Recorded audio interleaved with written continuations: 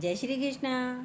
आज है अध्याय 10 का 34वां श्लोक। मैं सबका नाश करने वाला, मृत्यु और उत्पन्न होने वालों का उत्पत्ति हेतु हूँ तथा स्त्रियों में कीर्ति, श्री, वाकु, स्मृति, मेधा, धृति और क्षमा मैं हूँ। सुनिए भगवान क्या कह रहे हैं, क्या अर्थ है इसका। बहुत अच्छी तरीके से गीता चल रही है। सब एक एक शब्द खोल के गुरुजी ने समझाया है। सुनिए, देखिए जन्म और मृत्यु की बात आती है। मेरा जन्म हुआ, मैंने बेटे को पैदा किया, सब यही कहते हैं ना। या जब कोई मरता है तो कहते हैं देखो डॉक्टर ने उसे मार दिया, उसका सही इलाज नहीं किया, मार डाला, मर्डर कर दिया किसी ने उसका, सब यही कहते हैं। तो कहीं ना कहीं ये जो जन्म और मृत्यु है हमारे जीवन में बहुत महत्व रखते हैं। पर भगवान क्या कह रहे हैं कि उत्पन्न करने वाला भी मैं हूँ और मृत्यु करने वाला भी मैं ही हूँ। जन्म ना कोई देता है ना कोई लेता है। जन्म एक घटना है जो हो जाती है। कोई पैदा करना चाहे कर नहीं सकता, कर सकता है नहीं। मृत्यु सोचे कि मार दे, नहीं मार सकता, कोई और नहीं मार सकता जब तक समय ना आया हो मृत्यु का। एक घटना है, हो गई, जैसे बारिश हो गई, सूरज निकल गया, धूप निकल आई, ऐसे ही जन्म हो जाता है। आप कहते हैं मेरा जन्म हुआ, किसी ने पूछा था आपको जन्म लेना है क्या? बताइए, आपको संसार में आना है, क्या किसी ने इजाज़त ली थी? क्या किसी ने आपसे पूछा था? हो गया, होना था। ये अपने आप होने वाली घटना है। जन्म देने वाला भी मैं हूँ, भगवान श्री कृष्ण कह रहे हैं, और मृत्यु देने वाला भी मैं ही हूँ। जन्म भी मेरा काम है और मृत्यु भी मेरा ही काम है। ये क्यों बोल रहे हैं भगवान श्री कृष्ण? क्योंकि अर्जुन के भीतर भ्रांति हो रही है कि इन सबको मैं मार दूंगा, इन सबको मारने वाला मैं हूँ, सब मेरे हाथों से मर जाएंगे। ये भ्रांति हो रही है। तब भगवान श्री कृष्ण समझा रहे हैं अर्जुन को, मेरे भाई बंधु हैं, रिश्ते नाते हैं, गुरुजन खड़े हैं, इन सबको मारूंगा तो कितना पाप लगेगा मुझे। अर्जुन सोच रहा है। तो भीतर में लग रहा था मैं मारता हूँ, अर्जुन को लग रहा था कि मैं मारता हूँ। उसी पर कृष्ण बोल रहे हैं कि तुम नहीं मारोगे, वो मारने वाला भी मैं ही हूँ। जन्म देने वाला भी मैं ही हूँ और मारने वाला भी मैं ही हूँ। उत्पत्ति करता भी मैं हूँ और विनाश करने वाला भी मैं हूँ। मृत्यु को कोई अच्छा नहीं समझता। कोई समझता है मृत्यु को कोई अच्छा? नहीं समझता। ये जो भाव आता है मृत्यु, इसमें विराट का हाथ है, भगवान का हाथ है। मतलब कोई समझे कि मैं अपने को मार दूँ, कोई सोचे मैं अपने को मार दूँ, नहीं मार सकता कोई। मैं आत्महत्या कर रहा हूँ, मैं अपने को मार दूंगा, अपने को कोई नहीं मार सकता। यदि परमात्मा को नहीं लेना होगा तो हर परिस्थिति में वो व्यक्ति भले ही आत्महत्या करने जा रहा है, बच जाएगा, कोई ना कोई उसे बचाकर ले आएगा। इसी पर एक घटना है, दृष्टांत है। एक आदमी बोलता था मैं आत्महत्या करने जा रहा हूँ, पहले भी सुनाया था ये हमने। कई बार उसने आत्महत्या की कोशिश भी की। अब की बार तो मैं पेट्रोल डालकर, बंदूक लेकर, चाकू लेकर, फंदा लेकर सारी तैयारियों के साथ जाऊंगा। सारी तैयारी कर ली, पहुंच गया नदी के किनारे। नदी भी थी, फंदा भी था, फंदा लिया, पेड़ पर डाल दिया और उसमें अपने कपड़ों पर भी पेट्रोल छिड़क लिया। माचिस भी हाथ में थी। कह रहे इस फंदे से नहीं मरा तो पेट्रोल से जलकर मर जाऊंगा, जलकर भी नहीं मरा तो मैं बंदूक मार लूँगा, मर जाऊंगा। सारी तैयारी कर ली उसने। कनपट्टी पे बंदूक भी रख ली, फंदा भी लटका लिया, गले में लटक भी गया। कनपट्टी पे जैसे ही बंदूक रखी, चलाने वाला था कनपट्टी पे, क्या हुआ?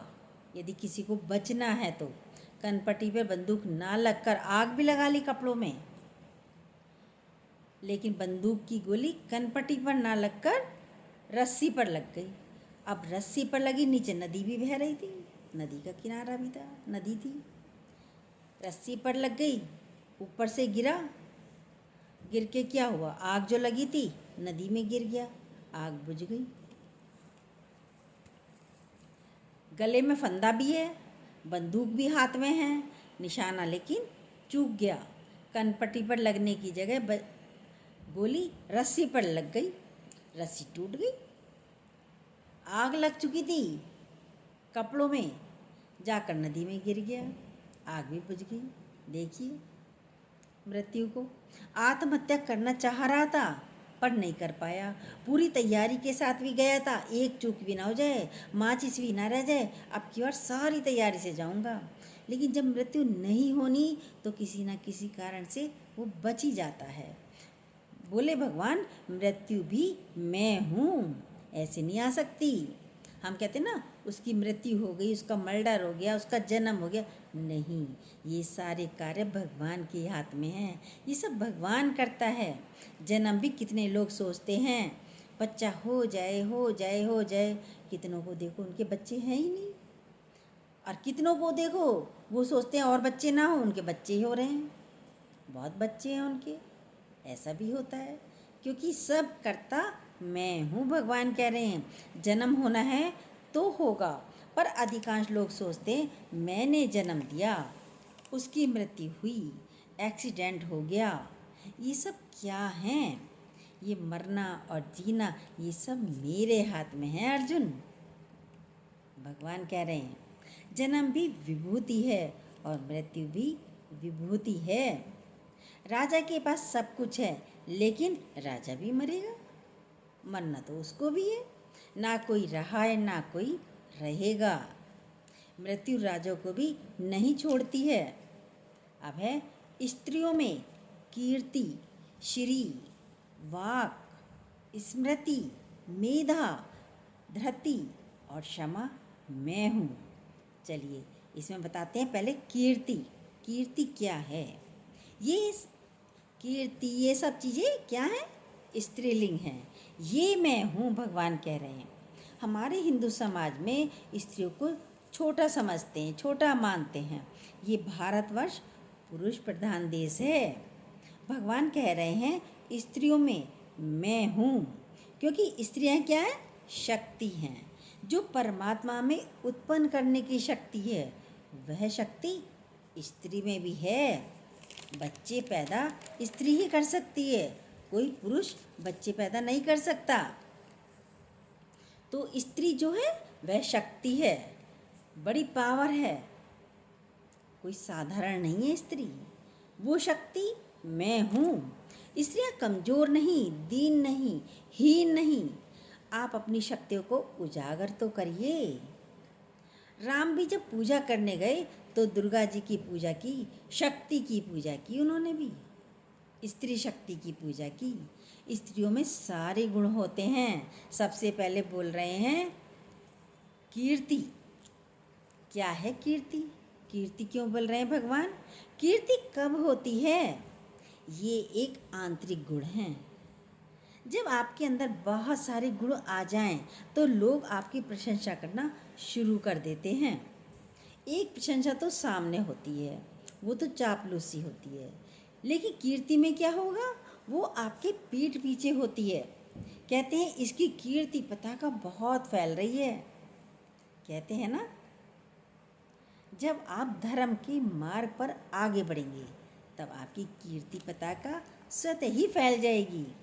आध्यात्मिक मार्ग पर आगे बढ़ेंगे तब आपकी भी कीर्ति फैलेगी। हमारे अंदर जितने भाव हैं, जितने गुण हैं, वे परमात्मा की ओर बढ़ें। हर दिन एक एक गुण ग्रहण करते जाओ परमात्मा का, तो आपकी कीर्ति सब तरफ फैलेगी। अब है श्री। श्री क्या है? श्री किसको बोलते हैं? वैसे तो श्री लक्ष्मी को ही बोलते हैं। दूसरा श्रीमान, श्रीमती, श्री पुरुषों के रूप में ज़्यादा आता है, श्री जो आता है। लक्ष्मी के रूप में भी श्री आता है। जब आपकी कीर्ति होगी तो ऐश्वर्य आपके कदमों में आएगा ही आएगा। आपके गुण जितने उजागर होंगे, श्री तो स्वतः ही आएगी, लानी नहीं पड़ेगी श्री को। धन पदार्थ ऐश्वर्य गुण, गुणों के, धन पदार्थ ऐश्वर्य गुणों के साथ आएगी श्री। जब आपके अंदर ये सब गुण आ जाते हैं तो पुरुषों जैसी शक्ति आप में आ जाती है। डर खत्म हो जाता है, डर रहता ही नहीं है। पुरुषों में क्या होता है, वो भयभीत नहीं होते, डर नहीं होते, कंपायमान नहीं होते। ऐसे ही स्त्रियों में ये गुण आता है तो वो भी डरती नहीं है, भयभीत नहीं होती, कंपायमान नहीं होती हैं। धन की भी एक अलग शक्ति होती है। गुणों का सबसे ज़्यादा महत्व है। अपने गुणों को प्रकट करिए। श्री में स्वच्छता पवित्रता भी होनी चाहिए। पवित्रता से आपकी कीर्ति होगी। यदि आप पवित्रता से श्री कमाएंगे तो आपकी कीर्ति भी होगी। पवित्रता से ही श्री को लाइए। मार काट करके, गलत काम करके हम श्री को लाने की कोशिश करें, ऐसा ना हो। ऐसा कोई कार्य मत कीजिए। अपने अंदर शुद्धता लाइए। अबे वाकु यानी वाणी।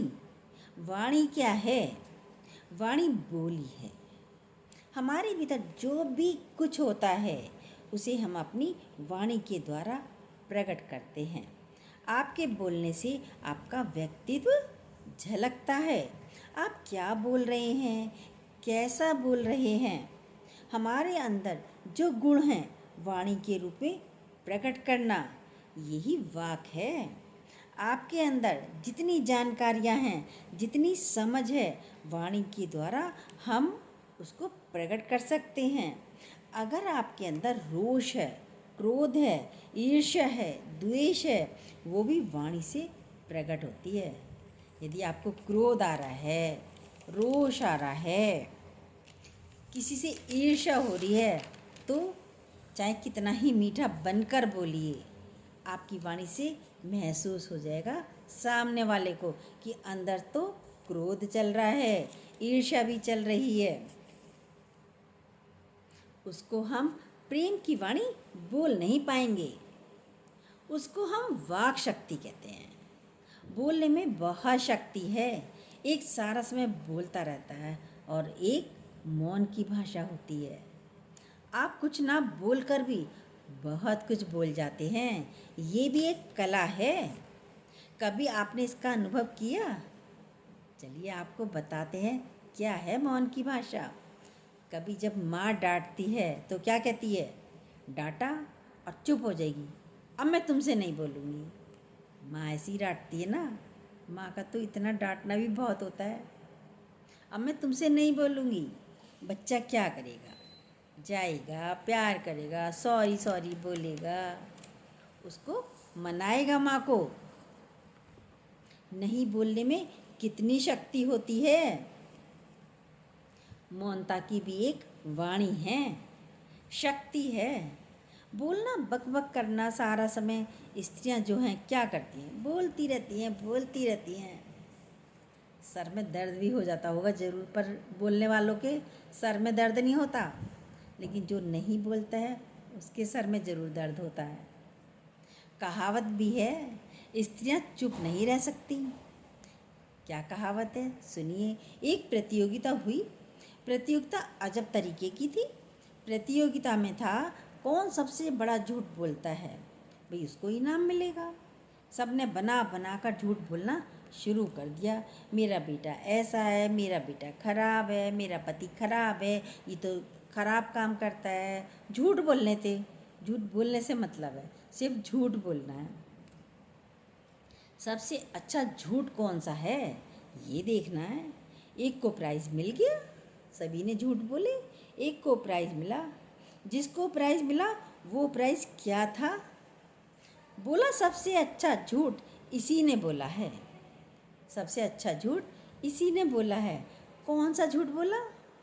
इसने ये बोला, एक बगीचे में 4 औरतें बैठी हैं और बिल्कुल चुप बैठी हैं। और सभी जानते हैं जहाँ औरतें बैठी हैं वो तो चुप बैठ ही नहीं सकती। वाणी से आपका ज्ञान छलके, वाणी से आपका ज्ञान छलकना चाहिए। और मौन में भी एक शक्ति होती है, उससे भी हम सबको जीत सकते हैं। मौनता से भी, मौन की भाषा भी होती है, होती है नहीं होती है। एक ऋषि थे, वो एक स्त्री को लेकर के आ गए, विवाह कर लिया, पर उनके अंदर जुनून था लिखने का। वो ब्रह्मसूत्र लिख रहे थे, 12 वर्ष तक लिखा उन्होंने। पूरा समय वो लिखने में रहते थे, अपनी पत्नी को भी भूल गए लिखने में। बस पुस्तक होती थी, लिखते रहते थे सारा समय। ब्रह्मसूत्र लिखना आसान बात नहीं है। जब 12 वर्ष पूरे हुए तब उनका ब्रह्मसूत्र पूरा हुआ, तब उनकी नज़र तब उठी, वरना नज़र नीचे ही रहती थी, लिखते ही रहते थे, लिखते ही रहते थे। उनकी नज़र 12 वर्ष बाद उठी। ये होती क्या है? ये है एकाग्रता। एकाग्रता से काम करना। तो देखा कि कोई स्त्री है, दिया जला रही है। पूछा, तुम कौन हो? बोली, आपकी पत्नी। मेरी पत्नी? तो उसने कहा, 12 वर्ष वो भी मौन थे, और वो भी स्त्री मौन ही रही।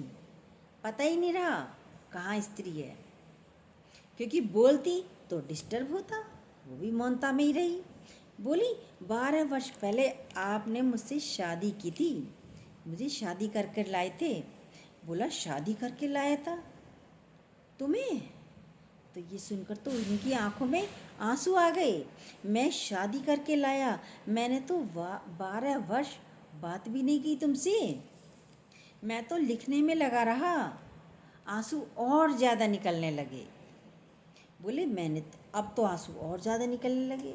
बोले, मैंने तो प्रण किया है, जब ये मेरा ब्रह्मसूत्र पूरा हो जाएगा तब मैं संन्यास ले लूँगा। और आज मेरा ब्रह्मसूत्र पूरा हो गया है, मुझे तो संन्यास लेना है।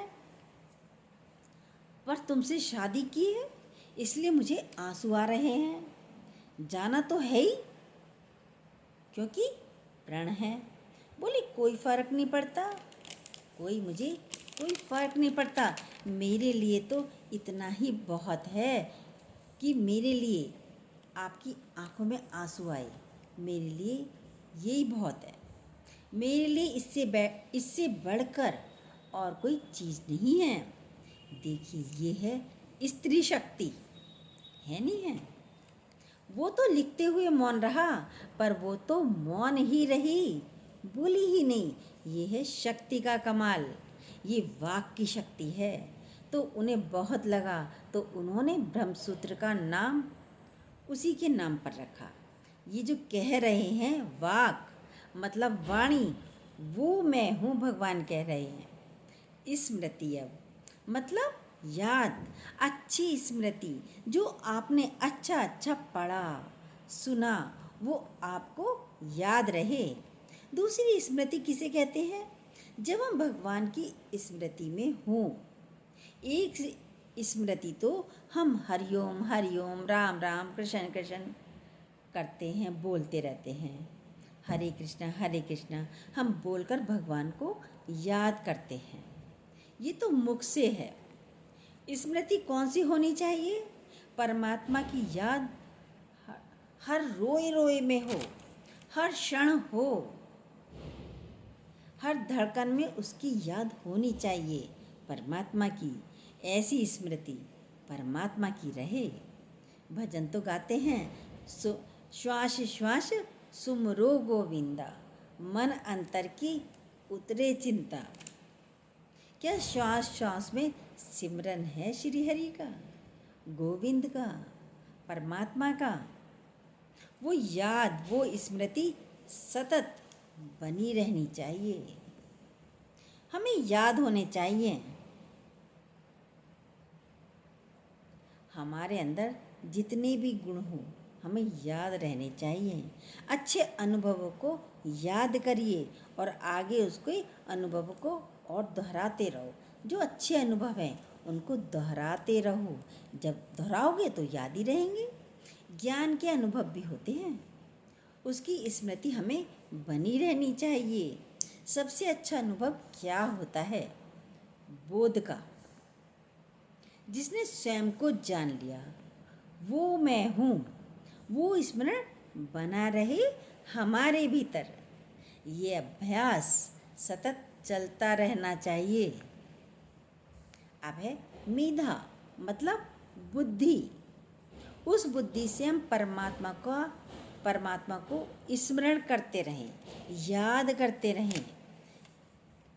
ये होनी चाहिए हमारी बुद्धि में, परमात्मा ही परमात्मा चलता रहना चाहिए। अब है धृति। धृति होता है धीरज। धीरज को जोड़ा गया है पृथ्वी से। पृथ्वी भी स्त्रीलिंग है, वो सबका भार वहन कर रही है। आपके पास कोई भी कैसा भी व्यक्ति हो, हम धीरजता से उसको सहन कर सकें, विपरीतताओं को हम सहन कर सकें। दूसरा, स्थिरता। हमारे भीतर भी स्थिरता होनी चाहिए। हम सारा समय चंचलता में रहते हैं, मन चलता ही रहता है। शरीर भी अस्थिर, मन भी अस्थिर रहता है। अपने मन को स्थिर करना सीखिए और सबसे पहले शरीर को स्थिर कीजिए, उसके बाद मन को स्थिर कीजिए। आपको एक परमात्मा का, गुरु का टारगेट दीजिए। अपने मन को एक परमात्मा का, गुरु का टारगेट दीजिए। आज मीरा का मन कृष्ण में लगा तो कहीं और लगा नहीं, फिर स्थिर हो गया। क्यों नहीं लगा? इसे अच्छा टारगेट दीजिए, क्योंकि मीरा ने तो भगवान कृष्ण का टारगेट दिया। आप भी इस मन को एक टारगेट देंगे तो मन स्थिर हो जाएगा, क्योंकि आपने इसे कोई ऑब्जेक्ट दिया ही नहीं। परमात्मा के अलावा धन, पदार्थ, वस्तुएं, बेटा, बेटी, उसी में मन होगा तो मन दौड़ता ही रहेगा। यदि बेटा बेटी में मन है, धन पदार्थों में मन है, तो मन तो वहीं दौड़ेगा, क्योंकि जो ऑब्जेक्ट दिया वहीं मन दौड़ेगा। स्थिर कैसे होगा? मन ऐसा है जैसे बंदर, 1 मिनट भी स्थिर नहीं बैठ सकता, 1 मिनट भी रह नहीं सकता चुपचाप। कभी इस डाल पर तो कभी उस डाल पर, कभी इस डाल पर तो कभी उस डाल पर। ऐसे ही मन भी स्थिर नहीं होता। धीरज रखिए, यानी स्थिर होइए, तभी जीवन में कुछ पा सकते हैं। बच्चे को कहते हैं एक जगह बैठकर पढ़ो, एक जगह बैठकर पढ़ो, हिलो डुलो नहीं। हिलता डुलता रहता है तो फिर पढ़ेगा कैसे, कैसे याद होगा? पृथ्वी अगर थोड़ी देर हिलती है तो सुनामी लहर आ जाती है, भूकंप आ जाता है। तो शांत रहिए। अब है क्षमा, मतलब आपसे कोई विपरीत भी हो, आपसे कोई विपरीत भी चल रहा हो, उसे हम सहन कर सकें, क्षमा कर सकें।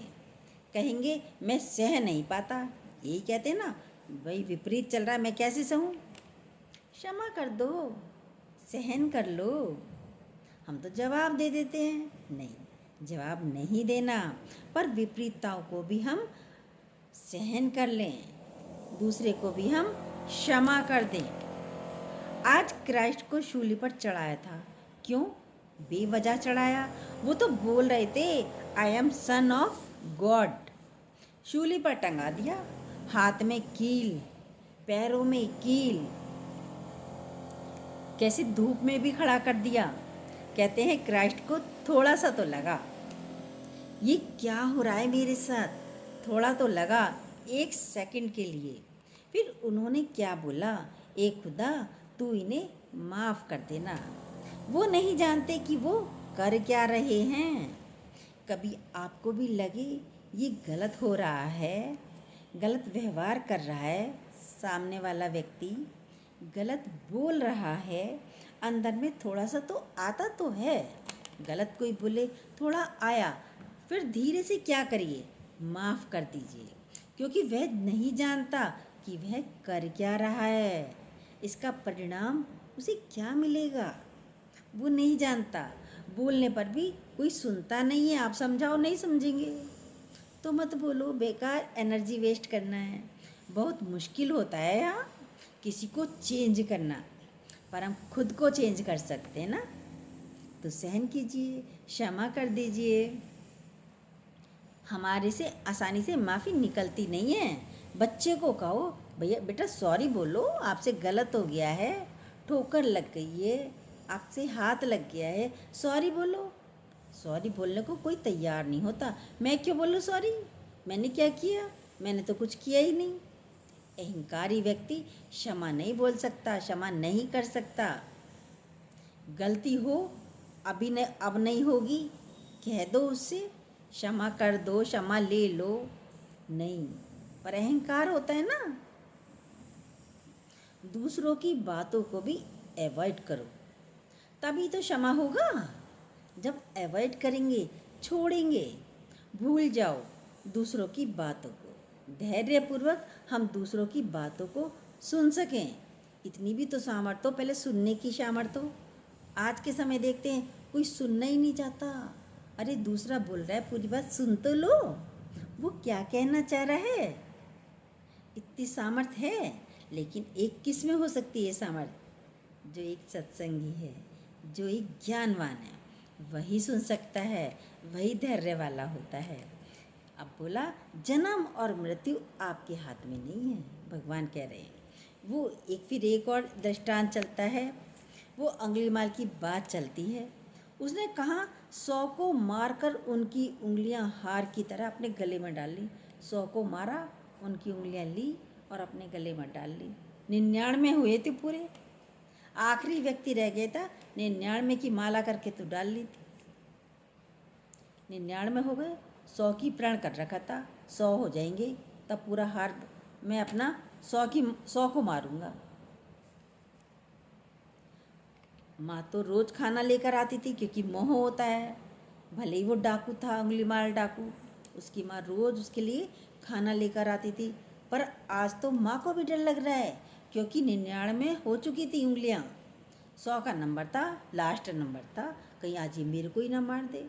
माँ ने सोचा मैं नहीं जा रही आज खाना लेके इसका, हो सकता है कोई और ना मिला हो, मेरे को ही मार दे।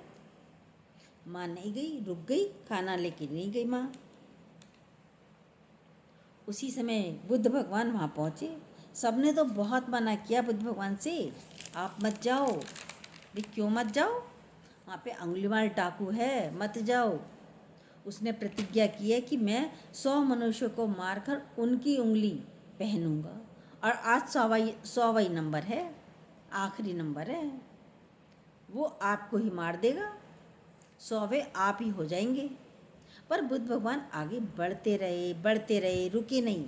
माँ ने भी बोला आप मत जाइए, मैं भी नहीं गई आज, आप क्यों जा रही हो। पर वो आगे बढ़ते रहे, बुद्ध भगवान आगे बढ़ते रहे। वो सामने भी आ गया अंगुलीमाल सामने उसके। बुद्ध भगवान में एक ऐसी अलौकिक शक्ति थी जिसका अनुभव दूसरों को भी हो जाता था। अनुभव होता है, भगवान हैं पूरे संत को ये सामने आ जाए तो उनकी वाइब्रेशन भी सामने पूरी पड़ती है, अटैक करती है।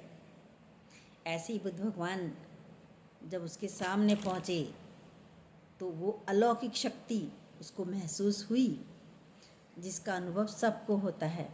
उसके संपर्क में आने से जीवन में उसके भीतर भी परिवर्तन आता है, हर व्यक्ति के भीतर परिवर्तन आता है। इतना डाकू जो सबको मार रहा है, उसने जब बुद्ध भगवान को देखा तो उसके अंदर भी क्या हुआ, वह बुद्ध भगवान को मार नहीं पा रहा था, अलग सा अनुभव उसको हुआ। बुद्ध भगवान की आंखों में देख करके उसने कहा, अंगुलीमाल कहता है चले जाओ दूर, वरना मैं तुम्हें मार दूंगा। अंगुलीमाल ने कहा, मारा नहीं एकदम लेके, पहले चेतावनी दी, तुम दूर चले जाओ वरना मैं तुमको मार दूंगा। बुद्ध भगवान बोले, जब जाऊंगा पहले एक काम तो कर दो मेरा। बोला क्या, खाली पेड़, उस पेड़ से एक टहनी तोड़ के ला दो। बुद्ध भगवान ने कहा, ये तो बहुत आसान काम है, अभी कर देता हूँ, बोला। बुद्ध भगवान के पास टहनी तोड़ी पेड़ की, लेके आ गया। अब बुद्ध भगवान ने कहा, अब इतना सा काम और कर दो, इसी टहनी को ले जाकर उस पेड़ पर लगा दो। अब वो बोला, ये कैसे हो सकता है, ये तो संभव ही नहीं है कि ये टहनी में लगा दूं। जो भाई बुद्ध भगवान ने कहा, इस टहनी को अब जोड़ कर आओ। तो अंगुलीमाल बोला, ये कैसे संभव है, ये तो हो ही नहीं सकता, संभव ही नहीं है कि मैं इसको जोड़ दूं। आप हमसे ये क्या काम करा रहे हो? बोला, इसलिए करा रहा हूँ, तू इतने लोगों को मार रहा है, जोड़ तो पाएगा नहीं, जोड़ तो पाएगा नहीं। ये परमात्मा का काम है, ईश्वर का काम है मारना, तेरा काम नहीं है मारना। मैंने इतने लोगों को मारा, तुमको भी मार दूंगा, यही तो कह रहा था। समझ आ गया उसको कि भगवान का काम है, जब मैं जोड़ नहीं सकता तो मारने का अधिकार भी मेरा नहीं है। और इधर भगवान क्या कह रहे हैं, इसलिए भगवान बोल रहे हैं, काल मैं हूँ, कोई किसी को नहीं मार सकता। और स्त्रियों के सारे गुण बोले हैं। इसमें क्या बोला आज, सारी स्त्रियों में सारे गुण स्त्रियों के बोले हैं। ये सब गुण हम सब में होने चाहिए। देखिए अपने आप में हैं क्या गुण, और नहीं भी हैं तो रोज का ज्ञान सुनते सुनते गुण सत ही आ जाते हैं, लाने नहीं पड़ते, बुराइयां हटानी नहीं पड़ती। जब हम ज्ञान की बातें सुनते हैं, ज्ञान में सारा दिन रहते हैं, तो ये बुराइयां, गलत काम सब हमसे दूर होते चले जाते हैं। जय श्री कृष्णा। यदि ये गीता ज्ञान अच्छा लग रहा हो तो जो न्यू हो प्लीज़ सब्सक्राइब कीजिएगा, बेल को दोबारा प्रेस कीजिएगा। जय श्री कृष्णा। लाइक और कमेंट भी ज़रूर कीजिएगा।